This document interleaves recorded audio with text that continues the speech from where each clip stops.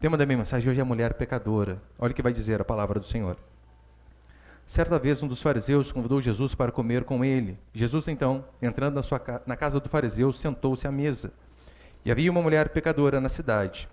Quando soube que Jesus estava à mesa na casa do fariseu, ela trouxe um vaso de alabastro com perfume e, pondo-se atrás dele, chorando aos pés, começou a molhar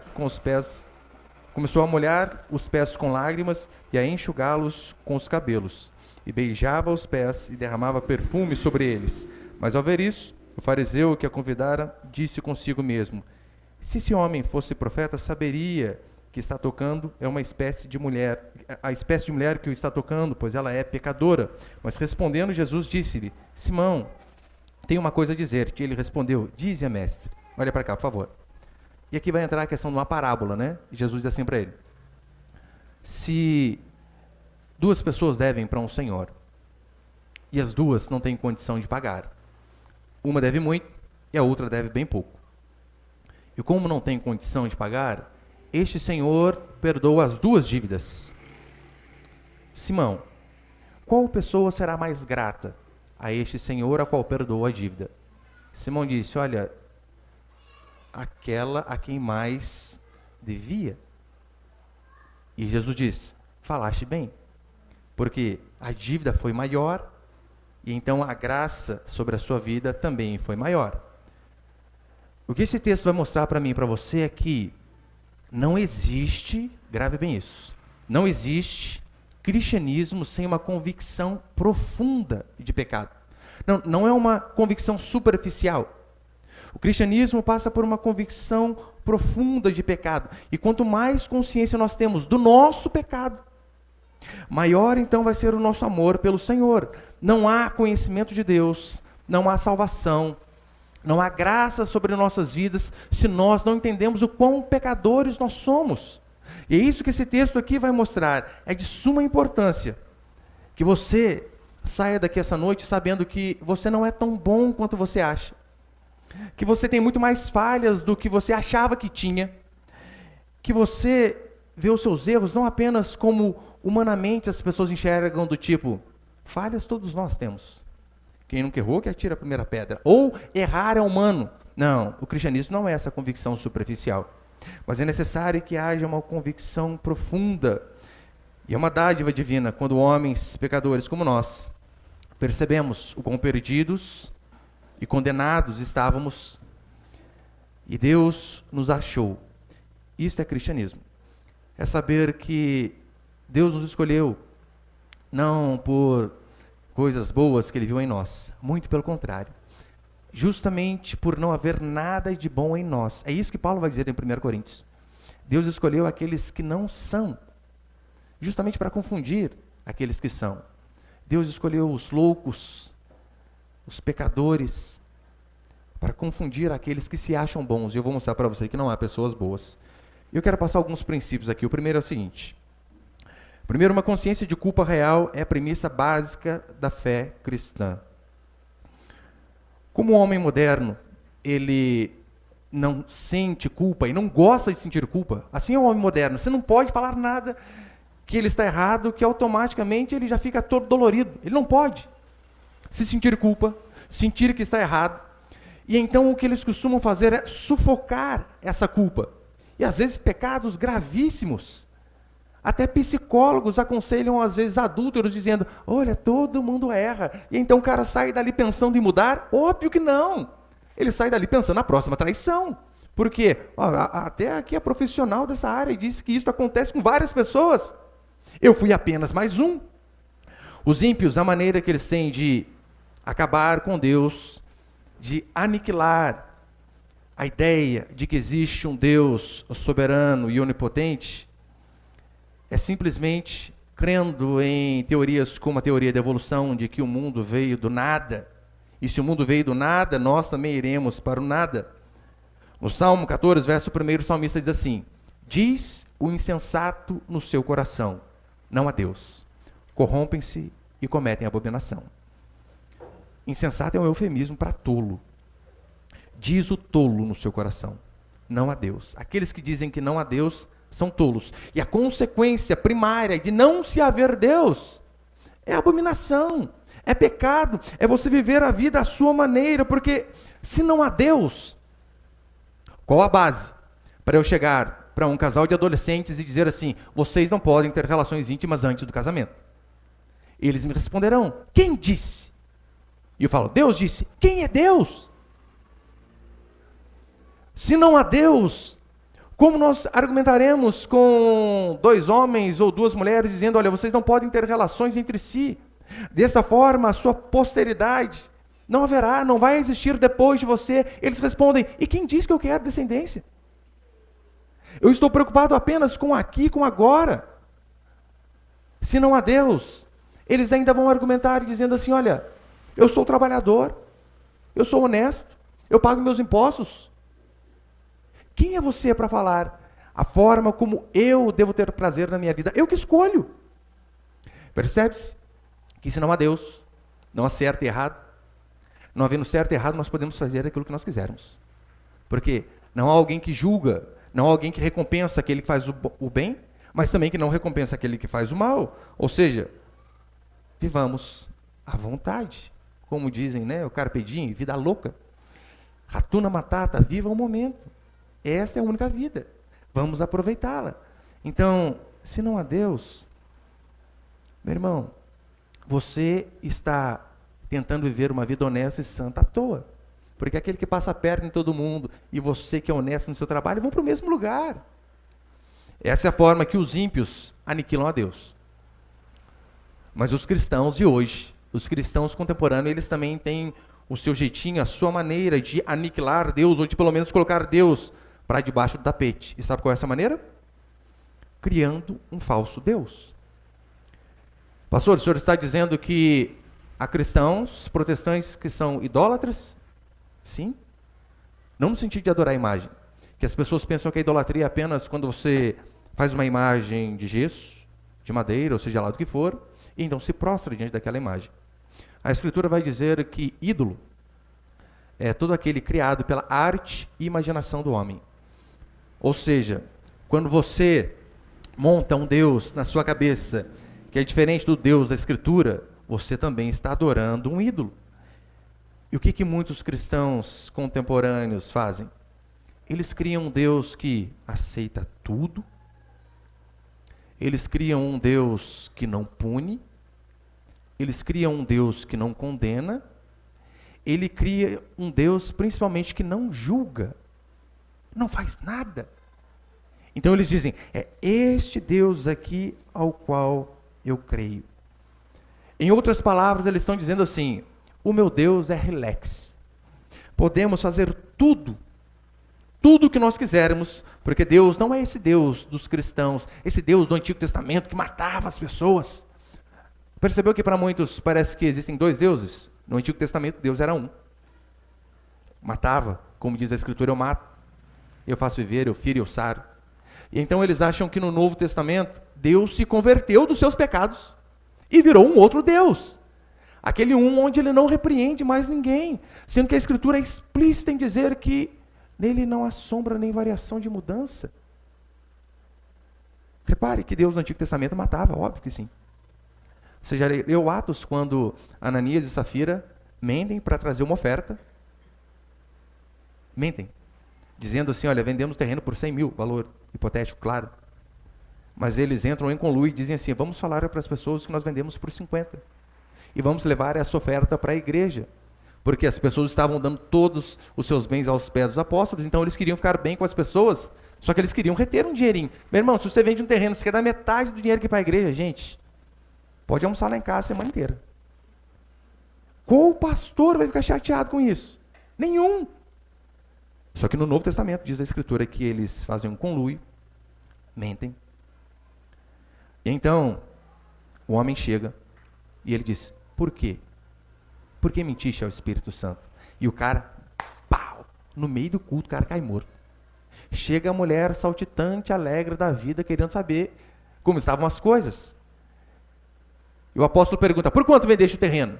Foi por 50. Ah, tá mentindo junto com seu marido? Aqueles homens estão na porta ali, acabaram de levar, e vão levar você também. E a mulher cai e morre. Isso em Atos.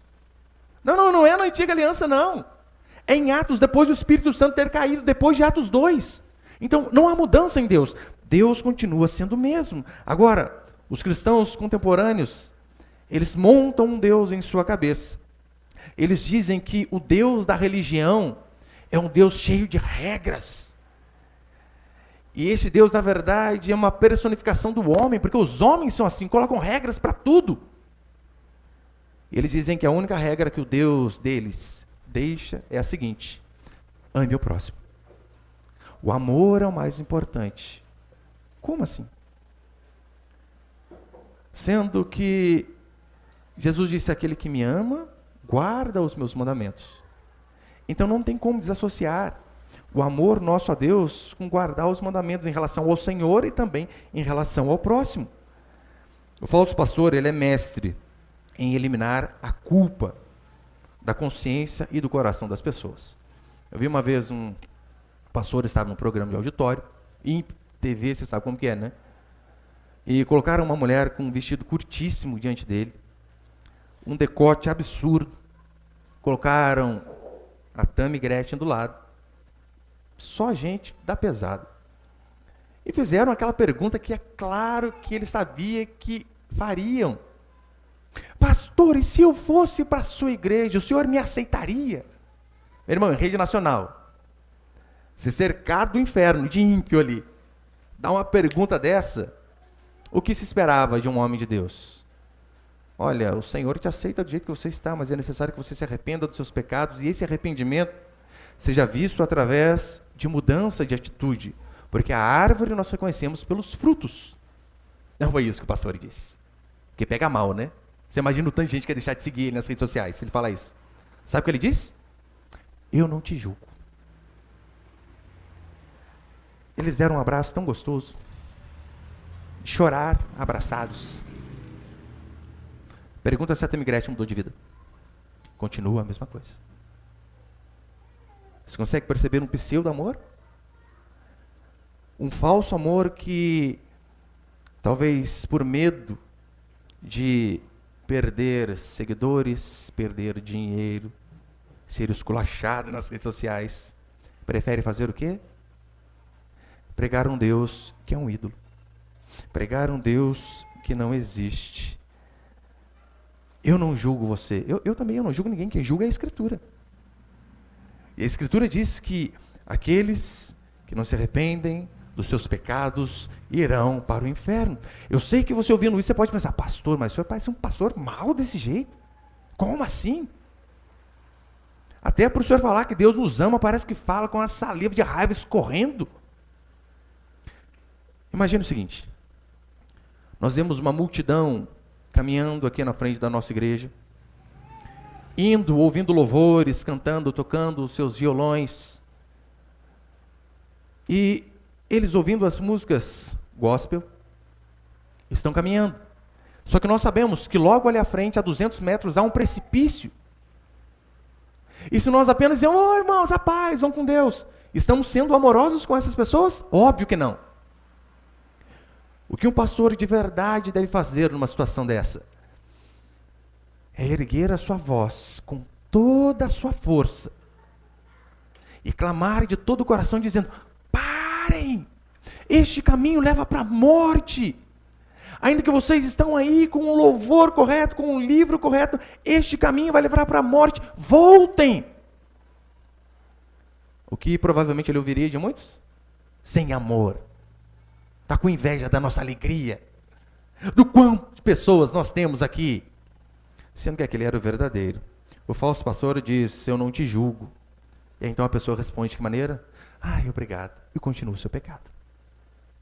Semana eu assisti uns trechinhos do podcast do Cabo Daciolo. Conhece? Cabo Daciolo, lembra, né? Glória a Deus. E ele estava num programa lá no Flow Podcast, e ali há 2 maconheiros e 2 alcoólatras. 2 caras perdidos ali. Tanto é que no meio do podcast, tem uma hora que a câmera corta, o cara está fumando, o cara foi para trás.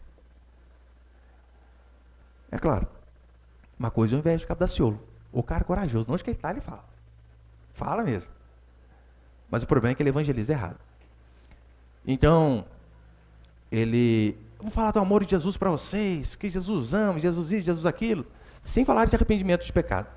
Quando você fala do amor de Deus sem o arrependimento de pecado, você está falando apenas metade do evangelho. E está começando pela segunda. Não vai surtir efeito. É necessário que primeiro se fale a respeito do pecado. Arrependei-vos, porque está próximo o reino. Mas antes do reino vem o quê? Vem o arrependimento. Esta é a ordem natural para que as coisas aconteçam. Então, ele termina, até pega na mão dos dois, ele faz uma oração. Eu entrego minha vida ao Senhor Jesus. Senhor, eu entrego em suas mãos. E o cara até erra, o cara fala, eu entrego em suas mães. O cara não consegue repetir uma oração. E ele sai dali feliz da vida dizendo, 2 almas para Jesus. Assista-os. E veja se houve alguma mudança de atitude. 0. Este é um desserviço que o falso cristianismo tem feito para a nossa sociedade. A culpa é fundamental no processo de salvação. Imagina que você seja um médico e tem um amigo seu do lado. E então chega um paciente num estado muito crítico diante de você. E este paciente tem um câncer que está corroendo ele por dentro, já tomou conta de quase todos os seus órgãos. Há uma mínima possibilidade dele viver. E então o seu amigo que atende no mesmo consultório que você, diz assim para esse homem, porque ele não está com nenhum sintoma externo ainda, de dor, de nada. Mas por dentro ele está podre. E então, ele diz assim, olha, meu amigo, eu vou receitar para você aqui um dipirona, 20 gotas de 6 em 6 horas, e vai ficar tudo bem. E você também é um médico que está ali do lado. Você sabendo do diagnóstico, você acha que esse médico que receitou o dipirona, ele fez um bom serviço para aquele paciente? Porque se ele fala do real problema, ia acabar com o almoço dele, ia acabar com a semana dele, ia trazer uma tristeza absurda para a vida dele. E então você chama-o de volta e diz assim, querido, ele mentiu para você. Você tem um câncer que está te corroendo por dentro. Você tem poucos dias de vida se você não se submeter a um tratamento muito difícil. É necessário que você comece a quimioterapia já hoje à tarde. Você vai perder todos os pelos do seu corpo, você vai ficar careca, você vai emagrecer, a sua fisionomia vai mudar. Se você fala aquilo vai trazer um baque para a vida daquela pessoa. Vai acabar com muitos planos que ela tinha para frente. Mas com aquelas palavras, você deu a única opção e oportunidade daquela pessoa se ver livre daquele câncer. De que forma? Com a verdade. Infelizmente, muitos pastores hoje, as pessoas chegam com uma faca atravessada na cabeça e eles receitam AS, paracetamol, dizendo, vai-te em paz. Não pregam a verdade. A culpa é fundamental no seu processo de salvação. Tanto é que em 2 Coríntios, põe por favor, Miguel. 2 Coríntios 7,10, Paulo vai dizer assim, porque a tristeza, segundo Deus, produz arrependimento para a salvação, que ninguém traz pesar, mas a tristeza do mundo produz morte. A tristeza, segundo Deus, produz arrependimento para a salvação. Ou seja, há uma tristeza que nos sobrevém, que vem de Deus, que é Deus falando comigo e com você. A tristeza da culpa pelos nossos pecados não é apenas uma mera acusação de Satanás. Às vezes é Deus mostrando para mim e para você o nosso interior para que nós venhamos a nos arrepender. Olha o exemplo de Pedro. Pedro, ele nega Jesus por 3 vezes. Então ele nega a primeira, nega a segunda, na terceira vez o galo canta. E diz o texto que Pedro, caindo em si, como assim, pastor, caindo em si? Ali a ideia de que ele estava fora de si, do senso da realidade, do que ele estava fazendo de errado. E então ele cai em si, quando o galo canta, e desata a chorar, copiosamente. Hoje talvez não tenha um galo cantando para você, mas pode ter certeza, há um pastor, domingo após domingo, quarta após quarta, fazendo essa função, através da pregação do Evangelho. Há um pai, uma mãe, que por vezes chega em você dizendo, este caminho é errado, não faça assim, porque o fim é a morte. E às vezes aquele é o mesmo galo que cantou para Pedro, só que nós não percebemos. E quando nós não damos ouvidos a isso, o que acontece? desgraça que segue a mim e a você. Em Israel havia um dia conhecido como Yom Kippur, que era o dia do perdão nacional, onde as pessoas eram, todas elas, era algo que toda a nação vinha participar deste dia. Para quê? Para chorar pelos seus pecados. Tem ali Levítico? Põe, por favor. Levítico 23, 27, olha o que diz. Mas aos 10 deste mês 7, será o dia da expiação. Tereis santa convocação e afligireis a vossa alma. Trareis oferta queimada ao Senhor. Santa convocação para que vocês venham afligir a alma de vocês. Segundo o dicionário The Strong's, dicionário bíblico, afligir é atormentar. Atormente a sua alma, oprima a sua alma. E no dicionário Aurélio, torturar, causar tormento. O que a Escritura está dizendo para nós é: há dias que é necessário que nós venhamos a nos afligir, a nos atormentar com o quê? Com os nossos próprios pecados. Porque só há salvação e uma mudança genuína quando nós paramos de ficar olhando para o pecado dos outros e passamos a olhar mais para o nosso próprio pecado. Segundo, põe ali, por favor, Miguel.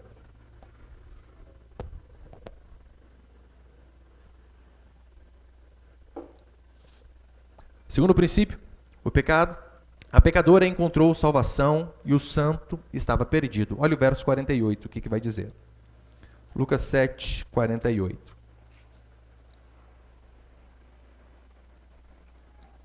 E disse ela, Jesus dizendo a ela: os teus pecados estão perdoados. A pecadora encontrou salvação e o santo estava perdido. O significado da palavra fariseu, que era o caso de Simão e dessa seita mais radical que havia na época de Cristo, fariseu significa separado, que é sinônimo de santo. Santo é, você é santificado a sua esposa quando você casa, ou seja, você é separado para ela. Quando nós nos convertemos, nós somos separados, santificados para Deus. É a mesma coisa, o mesmo significado aqui da palavra fariseu. E este fariseu, ele era o indivíduo que tentava passar a imagem de alguém altamente piedoso. Ele tentava mostrar para as pessoas o quão piedoso ele era. E dentre esses grupos religiosos, eles pareciam de fato os mais fiéis. Meu irmão, eles davam dízimo de tudo. Do endro, do cominho, era uma plantinha que eles pegavam lá no caixotinho deles, eles vinham, partiam a cebolinha em 10 pedaços, tiravam a 10ª parte e levavam para o templo. Extremamente meticulosos. Só que então Jesus aqui, ele não está falando que Simão não tinha pecado e que aquela mulher é que tinha pecado. O que Jesus está falando para Simão é o seguinte: rapaz, deixa eu mostrar aqui para você que você é tão pecador quanto ela e muitas vezes até pior. O seu problema é que você não se enxerga. É que você, comparado com ela, que tem uma fama não, né? Uma má fama aqui nessa cidade, você se acha bom.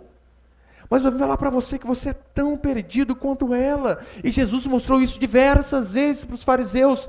Ele vai dizer que, primeiro, este povo não se submetia a Deus. No versículo 30 da pregação da semana passada, vocês, os santos, não se submetem aos desígnios de Deus. Já começa por aí. Jesus vai dizer assim: tomem cuidado com os fariseus, porque eles não vão para o céu, eles vão para o inferno. E além de não ir para o céu, eles estão fechando a porta para que outras pessoas também não possam ir. De tão terríveis que eles eram.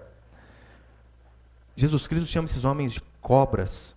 Repare que com essa mulher pecadora, com a prostituta, ele não diz raça de víbora. Mas para os religiosos ele diz: além do mais, esses fariseus foram os homens que conspiraram para matar Jesus Cristo.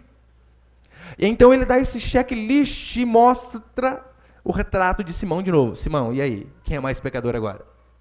Você continua se achando melhor do que essa mulher que está aqui? Ou você está começando a enxergar que por dentro você é muito pior do que ela? Quem tem mais pecado? Sabe qual que era a diferença daquele fariseu para essa mulher?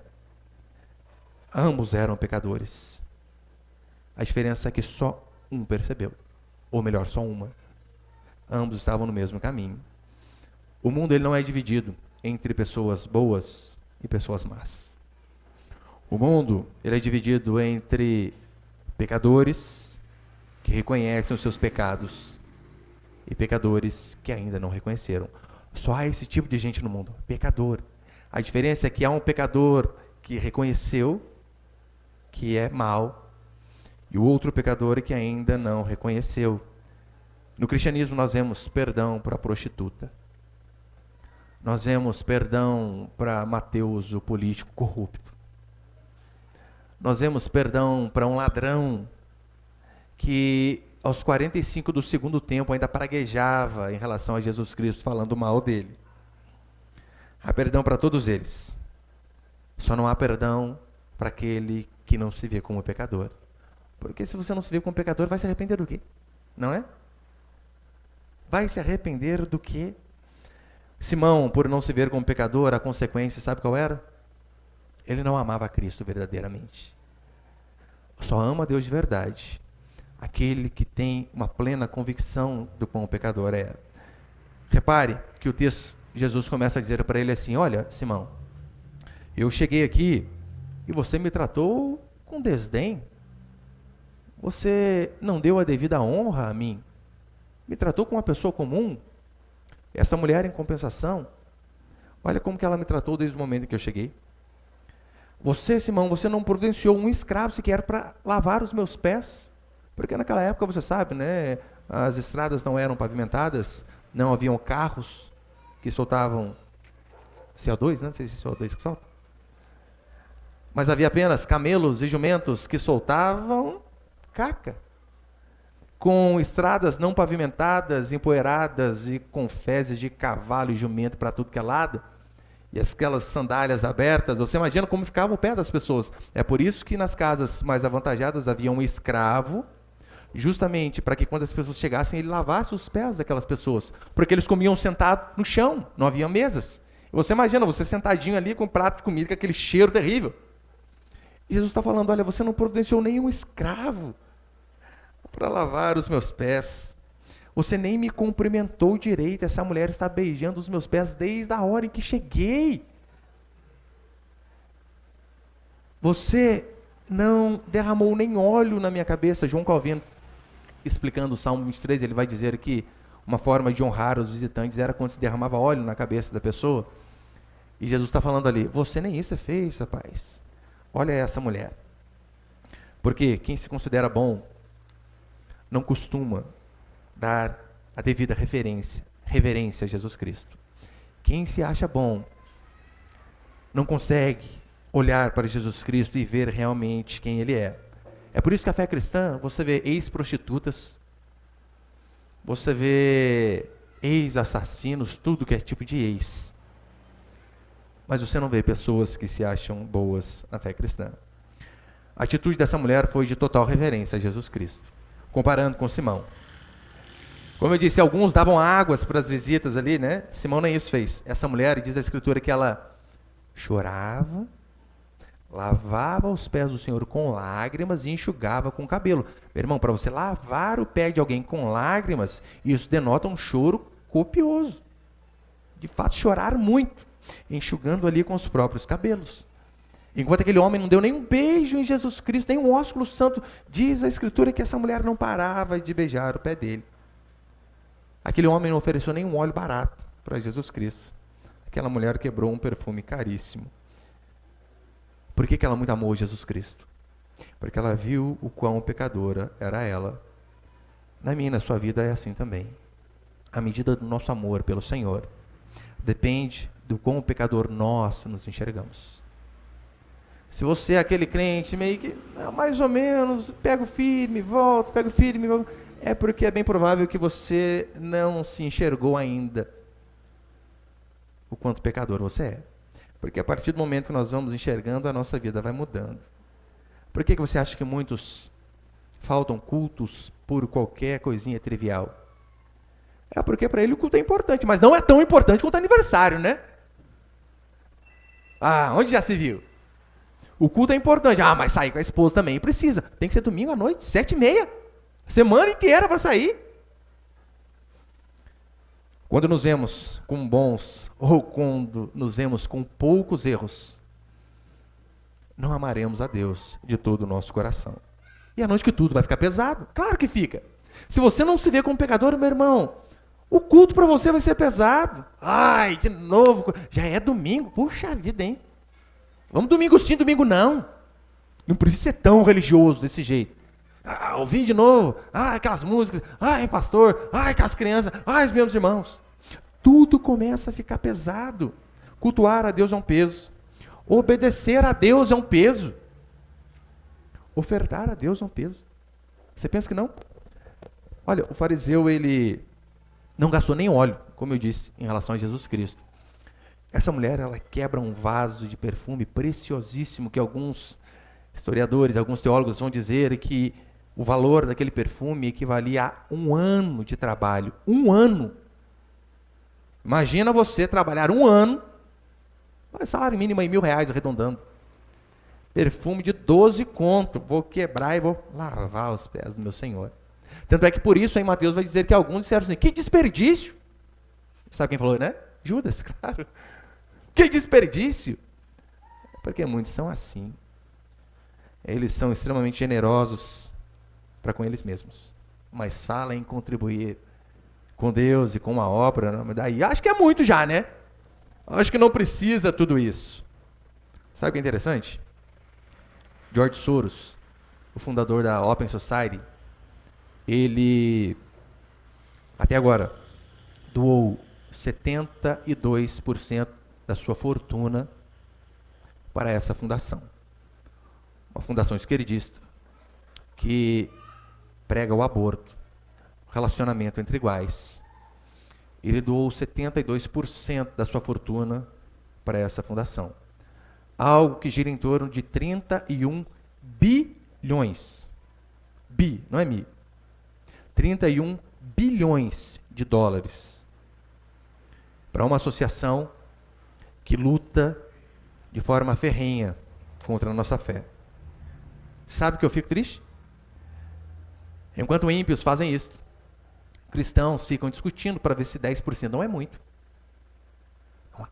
10% do salário de uma vez só? Não, não é possível. Será que Deus quer isso mesmo de mim? Meu querido, quanto maior for a sua noção do quão perdido você estava, do que você merecia, você vai ver que esses mandamentos são tão fáceis de se cumprir. Porque se nós não conseguimos ser fiéis com algo material, e diante de uma tentação onde você está sozinho, onde ninguém vai ver, e se é você no lugar de José do Egito, numa terra distante, onde ninguém sabe nem o seu nome, e a mulher do chefe ali querendo sair com você o tempo todo, vai resistir? Claro que não vai. Salmo 116 diz assim, que darei ao Senhor por todos os seus benefícios para comigo. Então, muitas das vezes tem esse sentimento, né? O que eu posso dar para Deus? Darei a minha vida. Seja fiel com isso. Nem tanto. Minha vida até que vai, Senhor. Quando nós entendemos o que Deus fez por nós, meu querido, essas coisas materiais ficam tão pequenas.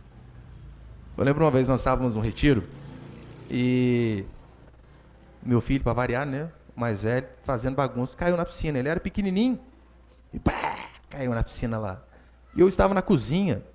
Eu lembro que o Thiago, meu primo, estava lá. Ele nem pensou 2 vezes em tirar celular, tirar tênis, tirar nada. Já foi, pulou, salvou o menino. Talvez ele não ia morrer, espero, né? Ia só engolir uns bons litros d'água ali. E eu lembro que por conta dessa atitude dele em relação ao meu filho, eu falei, gente, eu sou tão grato por isso que ele fez. Meu filho poderia ter morrido. Agora, olhe de onde Deus nos tirou. E repare o quão pouco nós temos feito a Ele. Devemos fazer mais. E terceiro, para encerrar, põe ali, por favor, Miguel.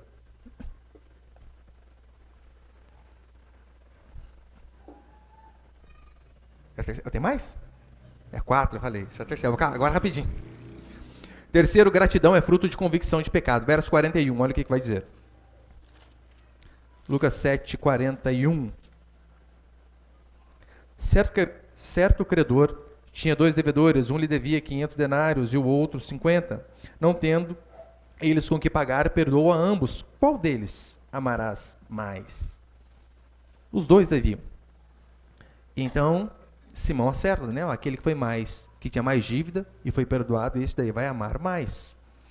Para mostrar para mim e para você que a oferta dessa mulher não foi uma oferta de barganha.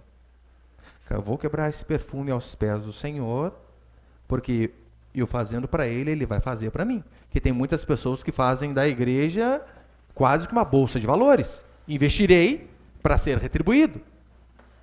Querem fazer barganha com Deus. Meu irmão, o que você tem para oferecer para Deus que já não é dele? Hã? Como assim? Fazer uma troca. Senhor, olha, eu te dou aqui e o Senhor me dá lá. Tudo é dele. Mas repare que a gratidão, ela é o princípio da felicidade. Pessoas que são ingratas são infelizes. São. Talvez é isso na sua vida. Como que é a vida da maioria das pessoas? A pessoa está lá morando de aluguel. E o sonho dela é o quê? Ai, casa própria, meio lote que seja. Ai, que vida. Daí Deus abençoa e prospera, consegue casa própria. Ai, Senhor, se fosse pelo menos uma casa de lote inteiro. Aí Deus vai e abençoa com a casa de lote inteiro. Oh Deus, obrigado. Mas uma piscininha nesse calor, hein? Seria bom. E ela não percebe que ela mora na casa da ingratidão. Nada está bom. Até os ímpios concordam que precisamos ser gratos. A questão, sabe qual é? Qual que é a base para mim e para a sua gratidão? Que a base da gratidão de muitos crentes, sabe qual é? É ele olhar um mais desgraçado que ele. Dele, ai, que bom, tem um pior que eu. Tem um ditado, né? Olha, se você está triste porque você não tem chinelo, saiba que tem gente que não tem pé. Ou seja, você está ruim, tem um mais desgraçado que você. Olhe para a desgraça do outro e se anime. E se a gente não reparar, e se a gente não prestar atenção, veremos que por vezes somos assim.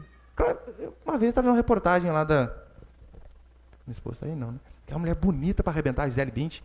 E... eu estava vendo... O marido dela, irmãos do céu, cara... Muito bonito. Tom Brady. Não, você vê. Casal espetacular. E então, parece que estava com uns burburinhos lá de que ele traiu ela. Pensa nas irmãs felizes. Ah, pelo menos uma desgraça na vida dela, né? Gente do céu, tudo dá certo? Modelo, bonita, dinheiro, marido desse, um monte de filho, pelo menos um chifre. Às vezes nós somos assim. Eu gosto muito de ver o Neymar jogar, né? Para mim é o melhor da atualidade. E cara tem tudo, tem dinheiro, tem fama. Meu filho uma vez estava explicando quanto ele ganhava por hora. Ela falou, gente do céu. O cara ganha muito, a gente não consegue idealizar o tanto que é, né? Só que é ímpio. Não dá quase um senso de alegria na gente? Pelo menos isso, né? Ah, aleluia, Senhor. Você quase que torce para o cara não converter. O ser humano é assim. O nosso parâmetro de gratidão não deve ser com o vizinho. Nosso padrão de gratidão deve ser com aquilo que nós merecíamos. E quando você sabe aquilo que você merecia, meu irmão, fica muito mais fácil você ser grato. Quando você sabe de onde Deus tirou você, fica muito mais fácil você ser grato. E quarto, para encerrar, põe por favor, Miguel.